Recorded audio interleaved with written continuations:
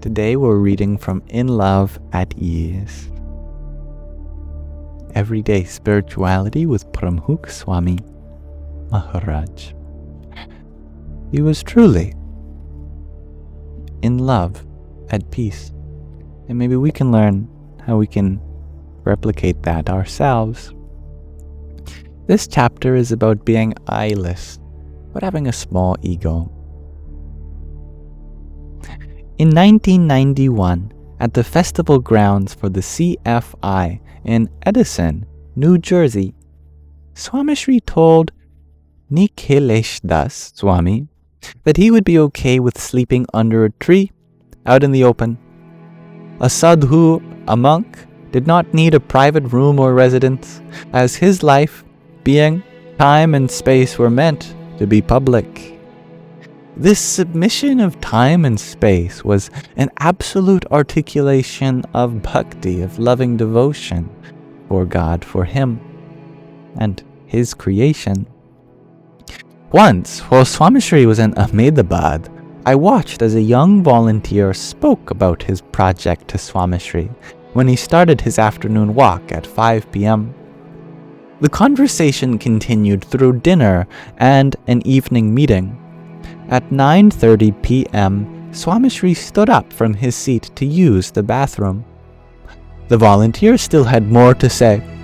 He followed Swamishri all the way into the bathroom. Swamishri stood there by the door for 5 minutes until the volunteer stopped to take a breath between sentences. Swamishri put his hand on his shoulder and said, "Bhai," which means brother. "Bhai, hold that thought. I have not used the restroom since this afternoon. I will be right back." The rest of us in the room were annoyed by the volunteer's inability to empathize with Swamishri's age and health.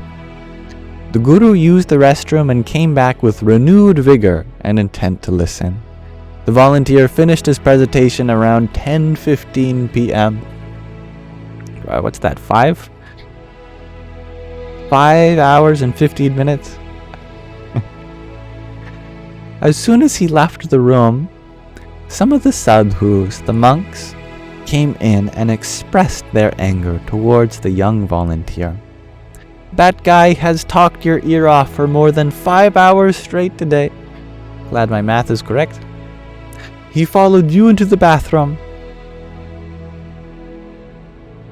Another young sadhu went even further. "Swamishri, some people's faces and names alone have the capacity to annoy us. I just want to run when I see them. I need space from them." Swamishri was not amused. "Are these people not bhaktas? Devotees?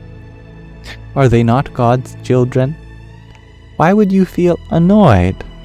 He is serving, and it is my job to facilitate his service, no matter what it takes. Some people are more long-winded than others. Accept that personality trait and learn to accommodate it. Working with people is easier when you accept them for who they are. I have never felt the need to escape or run from a situation. I embrace it all as God's will. My entire life is public. Everything I do is in the presence of people. From the moment I wake up to the minute I go to sleep, there are always a dozen people around me. Even when I sleep, there are always 1 or 2 of you in the room. I have no personal time. I have no need for it." The sadhu, the monk, interrupted. "Do you ever want to be alone? Do you wish that we all just left you alone?" Swamishri laughed. "Only when you ask me such silly questions." "Of course not. I am committed to serving God and my gurus through their bhaktas, devotees. Once you understand their greatness and their sacrifices, you will have no problem giving them your all. Again, we are nobodies. Everything we have and we are is given. Everything we have and we are given is because of God." Swamishri lay down on the bed and the sadhus removed his contacts before going to sleep. Swamishri could be heard murmuring under his breath until he fell asleep. I asked one of the attendants what he was saying. The Guru was praising the volunteer for his contributions to the community and his skills. Swamishri gave his time and space in seva, selfless service, because he honored the divine in those around him and experienced the self within. Within him, beyond his body and ego. His time and space belonged to the divine and its creation. Swamishri always wanted to be accessible, regardless of the time of day. He did not have a protocol or process. Bhaktas, sadhus, and even those who wanted to meet him for the first time could just approach him or ask a sadhu or another bhakta to set up a meeting. Even after his health and age led to restricted and limited access to visitors during the last few years, Swamishri gave darshan twice a day to thousands from just a few feet away. Swamishri last gave darshan in Sarangpur to thousands of sadhus and bhaktas just one day before he left his mortal body. And when access to him was limited, Swamishri would be upset with his attendants. In chapter 2, we are on chapter 3, I narrated several instances in which Swamishri interacted with his bhaktas against the advice of his physicians and attendants. Swamishri neglected his body and health so that bhaktas and sadhus could have access to him. However, he was particularly upset when someone could not access him because his asana was too high. His seat, his seat. People saw that, oh, he's this great being, I could never talk to him. He hated that, so it seems. The young boy tried to reach Swamishri's asana with his hands. He stood on his toes and even tried to climb the dais near the asana, but he was unable to reach Swamishri's feet to get his blessings. The crowds were flowing rapidly in Bochasan that afternoon in 1982, and the boy would get pushed along with the flow. Tens of thousands had gathered to celebrate the organization's 75th anniversary.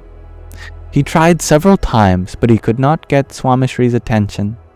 He was creative, though. He went to the side and wrote a short note. He then returned and threw it into Swamishri's lap from down below.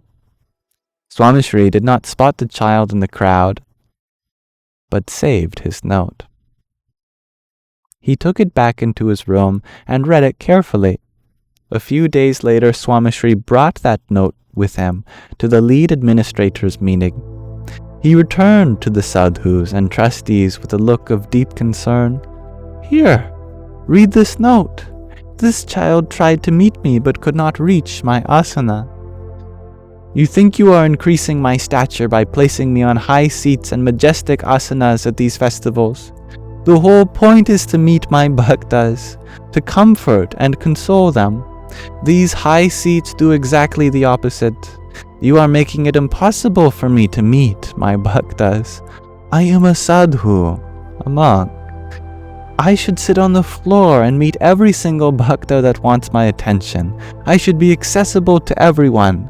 Please do not make this mistake again. If this happens again, I will sit on the floor and meet everyone. I am truly hurt by how this child must have struggled to meet me. Please find out who he is and where he is from. I would like to apologize.